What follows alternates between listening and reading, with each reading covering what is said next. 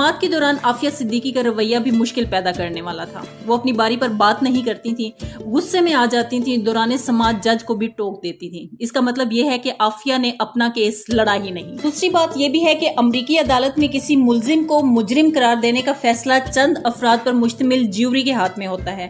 इस ज्यूरी में आम शहरी शामिल किए जाते हैं। वो इल्जाम लगाने वाले के दलाइल सुनते हैं, मुल्जिम अपनी सफाई में जो कहता है वो सुनते हैं और इस बुनियाद पर फैसला करते हैं कि मुल्जिम मुजरिम है या बेगुनाह है। जब ज्यूरी के ज्यादा अरकान किसी को गुनाहगार करार दे दे तो जज फैसला करता है कि अब उसे कितनी सजा सुनाई जाए। तो आफिया सिद्दीकी केस में जब आफिया के वकला ने कहा कि आफिया ट्रॉमा का शिकार है, उन पर जो कुछ बीता है उसने आफिया को ज़हनी तौर पर हिला दिया है, तो ज्यूरी के अरकान ये बात सुनते और उनके सामने एक खामोश और मजलूम औरत बैठी नजर आती तो कुदरती तौर पर उनके रवैये में हमदर्दी पैदा होती। लेकिन दौरान समाअत आफिया का रवैया अदम ताउन और जारहियत का रहा, जिसका जाहिर है ज्यूरी अरकान पर वो असर नहीं गया होगा जो उनके दिलों में आफिया के लिए नरमी पैदा कर सके। समाअत खत्म हुई तो ज्यूरी ने आफिया को मुजरिम करार दे दिया, लेकिन जज ने जो सजा सुनाई वो अमरीकी निज़ाम इंसाफ पर एक बहुत बड़ा सवाल है।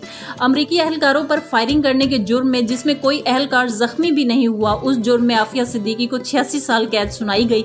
इस